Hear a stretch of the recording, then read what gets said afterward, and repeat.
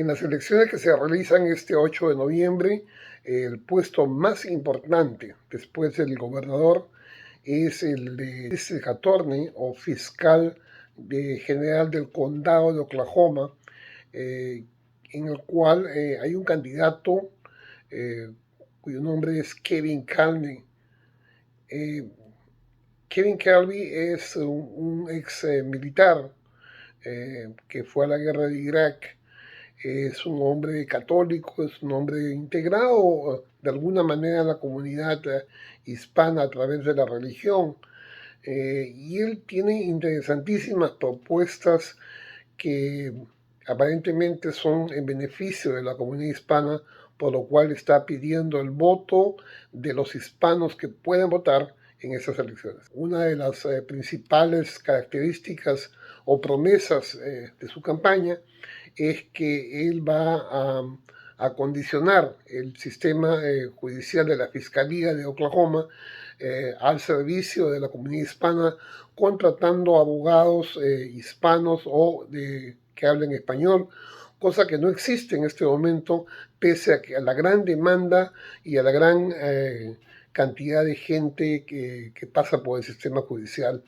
Otra de las cosas que él está viendo en beneficio de la comunidad hispana es un tratamiento basado en caso por caso, en los casos de inmigración que tienen que ser tratados en el sistema judicial de Oklahoma, en los cuales él mismo lo dice, a veces no es tan justo que en orden de realizar un seguimiento judicial a una persona por alguna falta se tenga que separar a las familias. Veamos lo que nos dice.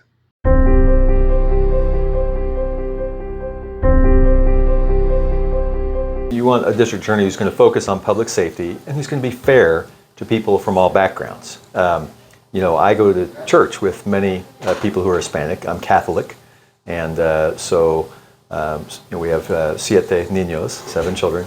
And sometimes when one of the kids wasn't feeling good, my wife would go to Mass somewhere earlier, and then I would go to the late Mass at La Sagrada Corazon downtown, and sometimes I'd probably be the only person there that didn't speak good Spanish, but I can follow along enough to know what the gospel reading was.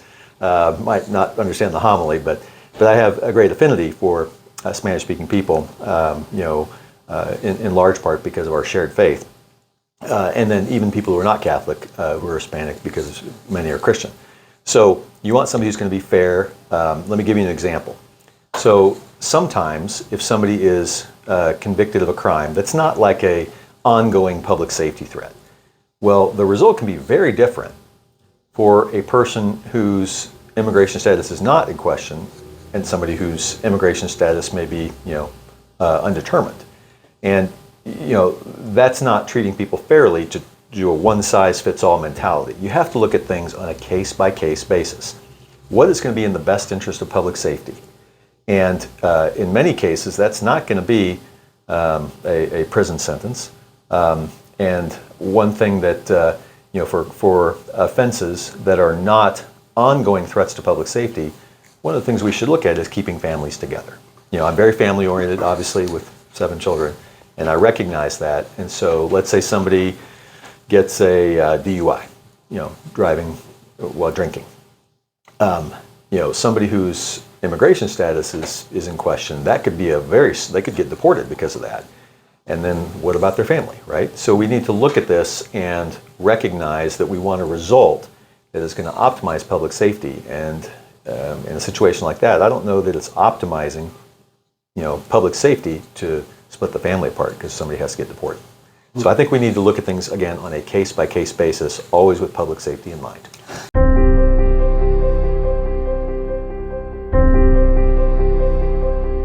Sure. So again, everything has to be based on public safety. Many of the people that are in jail are people who are dangerous and who need to be in jail to protect the public. But to the extent there are people in jail, and I think there are some, that are there for nonviolent offenses, things that are not ongoing public safety threats, we do need to look at alternatives to jail, even before trial. We have, one of the things I would like to do is work closely with the Public Defender's Office and Private Defense Counsel as well as some nonprofits, to very early on, as soon as somebody gets to the jail, to determine, is this person going to be a good candidate for some alternative type of court, a diversionary court or some sort of alternative program whereby they don't need to stay in jail, but they're required to do whatever it is, alcohol treatment or something of this nature, and they can go do that instead of prosecuting with the end of going to prison.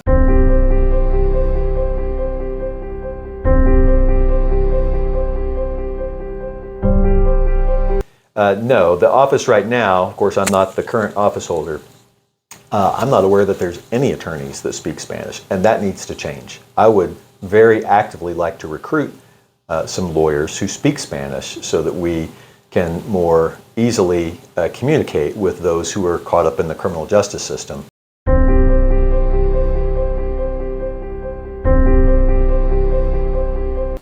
Well, I would work with there's a state agency called the Oklahoma Bureau of Narcotics, and I think for dangerous gangs. Are they dangerous gangs in Oklahoma? Dangerous gangs, that's a danger to the public. You need to be careful about that. Again, I don't know. I'm sure I'll learn a great deal, about gangs, when I am elected in there. But gangs from whatever background need to be, the dangerous ones need to be addressed. And you will be tough on that. Yes, we have to be, because that's a public safety issue. Let's talk about you as a person. Sure. Are you from Oklahoma? I was born in Milwaukee, Wisconsin, and then my father was transferred down here for his job when I was a baby.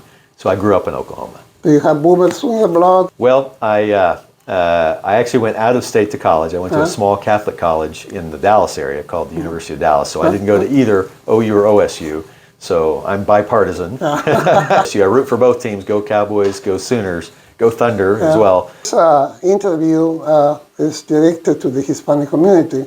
What is your personal promise as a future district attorney to the Hispanic community? My promise to the Hispanic community is that we are here to protect your public safety, your safety, and that we will do so with our justice system in a way that is fair to all people, including, very much including, people in the Hispanic community, and that we want to work with you together, joining together to help promote public safety in a fair justice system. Finally, I wanna ask you a question that probably is one of the most important questions. Which restaurant, Hispanic restaurant, do you like the most? Now you're trying to get me in trouble. So there's many, many excellent ones. I can tell you one I ate at last night, okay? I'm not going to say it's because there's other great ones out there. That's a politician answer. Yeah, right. I ate at San Marcos last night, which is a good one. There's many other excellent, Chilinos is very good. I used to like one when I used to live in Del City, Casa Juanito. I don't know if you know this one. So there are many excellent, Spanish-owned restaurants. And what is the dish that you like the most? Usually I'll get chicken enchiladas with sour cream sauce, but sometimes I'll get tamales. I have kind of a weakness for tamales, as you can see. There you go. So, and a drink? For a drink, well, I don't drink alcohol. Otherwise, I'd probably have a Tecate or something, or margarita. I really have gotten to like here recently is horchata. Yeah, I really like that a lot. And I also like, in addition to Mexican restaurants, Peruvian restaurants, like Maylamp. Very good too. So Guatemalan. I mean, you can go to Cafe Antigua or Cafe de Cacao. I mean, there's many. Now you're getting more boats one at a time. Honduran, Salvadoran, all excellent food. So yes. Perfect. Thank you so much. Muchas gracias.